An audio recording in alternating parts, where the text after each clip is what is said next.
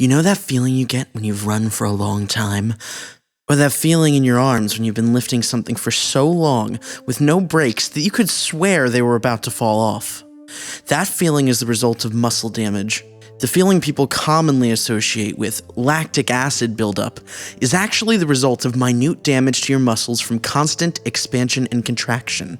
I'm not just bringing this up to give you a biology lesson though, or to correct any common mistakes, but to explain to you why my life up to this point has been so confusing, and to give you the opportunity to digest my struggle. When I was born, I cried. I cried a lot. I mean, that's really not abnormal for a baby, but as I grew older, I got less cranky and learned how to deal with pain in a more constructive way. If pain got that bad, I would take an over-the-counter solution and relax until it took effect. It wasn't always strong enough, but I never made a big deal about it. Some days, the pain in my body resulted in a migraine, and I would wake up to the sunlight, typically a warm reddish orange in the morning, but suddenly a white searing burst in my vision. Unable to move, I would whimper, begging for anyone who came to check on me to bring me something to stop the pain. The reality is, this was infrequent, but the pain in my body was a constant. It didn't matter where it was. Now, my family was not in the best situation financially. I grew up in government housing in a neighborhood where I wouldn't really want to go outside even if I could. On the rare day that I was able to go out, it was usually very cold, inside and outside my house. I've always had a preference for the cold though. The colder the better, as the bitter cold of the frigid north in the winter was just a salve for the wounds that seemed to erupt inside of me every day. It wasn't just pain though, it was a slew of things. A diagnosis for a rare condition affecting my colon, causing me to be constipated to the point of almost dying, haunted my early years. The shadow of the fact that I could be near death at any point was simply a given, whether it was the neighborhood I grew up in as an external threat, or my condition as an internal one. Regardless of the pain, regardless of the potential to die, my biggest concern at the time was sleeping. I know it doesn't sound that extreme compared to everything else I was enduring at the time, but think about it.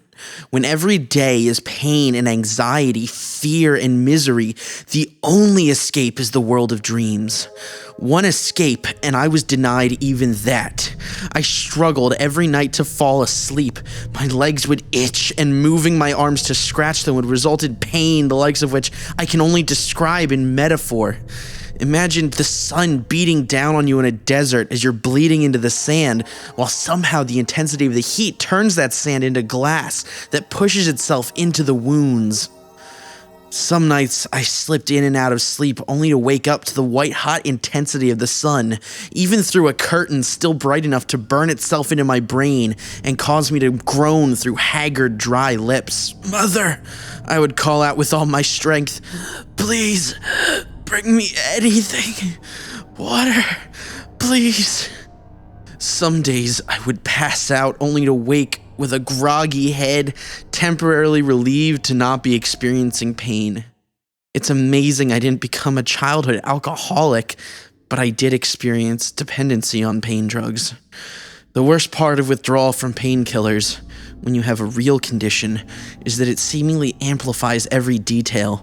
The migraines now freeze your brain before shattering you like glass. The pain in your body isn't just fire, but it's the dull ache that trails behind the fire. Every day is simultaneously too bright and overcast. My eyes felt like they had nowhere to go. You take for granted how much you can look at things when your neck will voluntarily move effortlessly. During detox, my neck refused to budge, and so my eyes remained fixed on a single point in my room most of the time. If they moved like rusted gears, and every degree I moved them to track some point of movement threatened to snap them from the stems that held them in place. You may be wondering why I'm just prattling on and on about these depressing things, these circumstances that, while horrible, aren't horrifying. They're just the result of some kind of condition, and I learned to inevitably cope with them, right? With the help of modern medicine, anything is possible. And so it was made possible. In the most wonderful of ways, after 18 years, I finally had the opportunity to get a comprehensive scan of my internals at a hospital. I had always joked that I was born with glass bones and paper skin, but the truth was so much worse. I, as always, was sitting as still as possible in the most comfortable position I could when they returned. My mother returned with a shocked look on her face after seeing the x-rays, and she could not speak. Her face looked pale, and was slowly turning a bluish-green hue.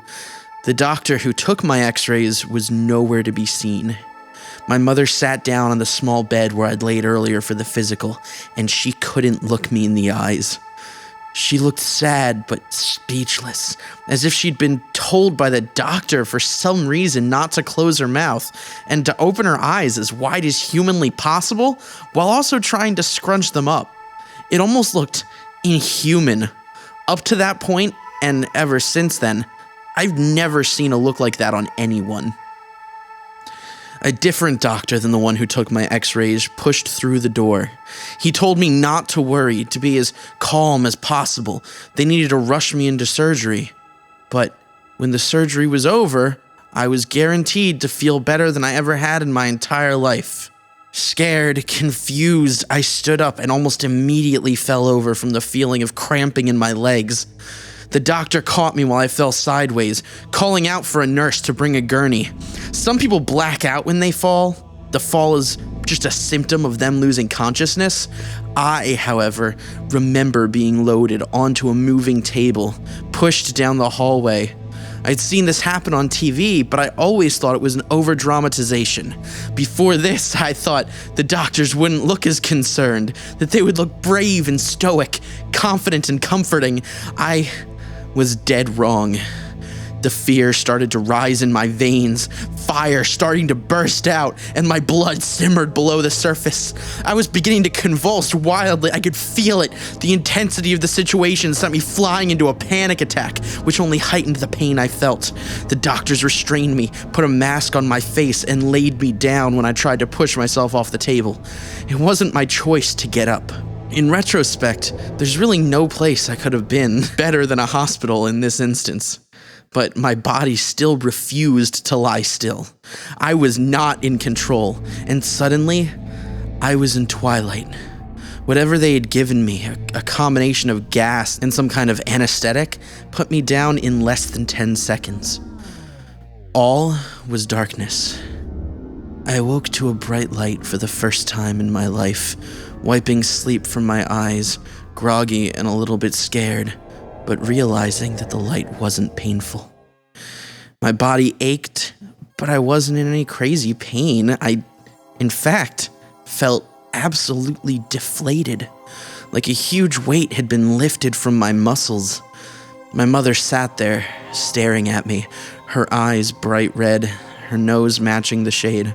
There was a pile of discarded tissues beside her, an empty box of them on the floor, and a box that still had some seated on her lap. "You look terrible," I croaked. My voice didn't sound quite right. She laughed, and in spite of herself, seemed to snort through her nasally retort. "You only think that because you can't see yourself. If we had a mirror in here, you wouldn't even recognize yourself." I responded, "Yeah, well, if they had a mirror in here, I might have to sue them for emotional trauma." We both laughed at that, her with that "I disapprove, but can't ignore the humor" mother laugh, and me with that hoarse, raspy wheeze that would only otherwise come from me after 2 hours of sleep and 2 pounds of sugary treats. She got up as the doctor walked in, holding a glass box. "We noticed from your vitals that you're awake and saw a spike in your heart rate." He looked at my mom. "Did you tell him?" She shook her head, grabbing another tissue. I shifted on the dry, synthetic-feeling hospital bedsheet. "Tell me what?" The doctor laid the glass box on the table. After further inspection, it was a cylinder filled with what looked like angel hair pasta, zip-tied together at the bottom and a twist-on lid. "Is that my lunch?" I asked, curious as to what purpose this had. "Are you going to try and put my pills in my bowl like they do with dogs?" Pretty sure you already have a more direct way of giving me my fix, Doc. I nodded towards my IV drip, run straight into the skin past my wrist. No, those are parasitic worms. My heart dropped. My stomach, or what I could feel of it, dropped below my knees. I started to tremble. My mother broke the thick silence with a loud sniffle, dropping the tissue in her hand onto the floor. As the tissue fell slowly, my eyes tracked the movement. For the first time in as long as I could remember, it didn't feel like a rusty knife being dug into my brain. I heard my stomach growl and looked up, confused. How long? Until lunch? My mother asked, looking at the clock on the wall and then up to the doctor. No.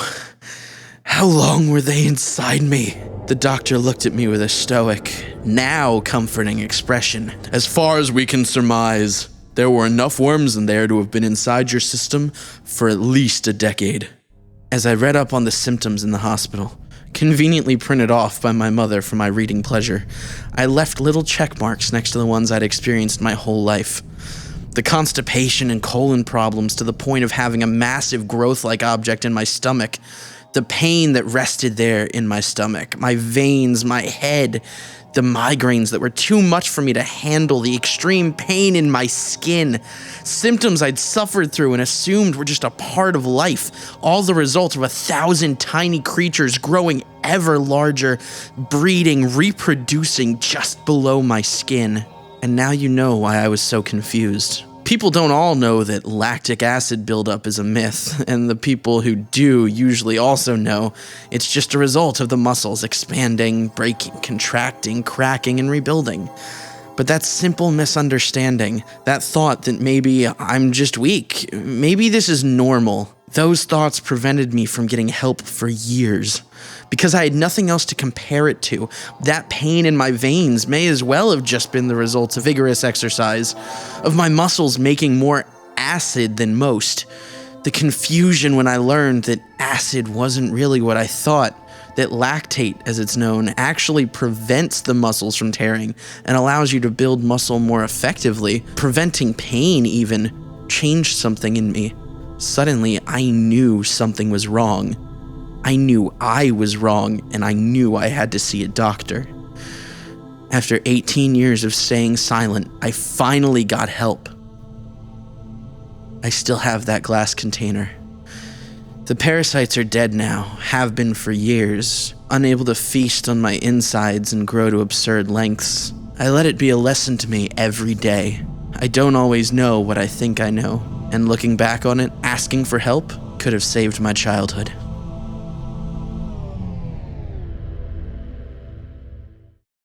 Hey guys, I'm Phil, and I hope you guys enjoyed this story. This is my first foray into horror narration, which I've been a huge fan of my whole life. It's a community that I've always wanted to be a part of, and I'm happy to say that I'm finally getting into it. So if you guys have any stories or anything that you want me to read, which I highly doubt, if you've heard this story up to this point, then you'll know I'm not probably the best one to read your story. You should definitely do that for other people, like, I don't know, Corpse Husband or B-Busta or somebody who's really good at what they do, like Mr. Creepypasta, who's, I love his voice. Anyway, enough of this blatant fanboying around. Leave comments in the comment section below and let me know what you think. If you loved it, let me know. If not, if you have anything that you wanted to say to me directly or give me any tips, hints, tricks, anything like that, I'm really new to this and would appreciate the feedback. So thank you very much, and I look forward to creating more content for you guys. Until next time, I'll think of something way better to say at the end of these, don't worry. See you later.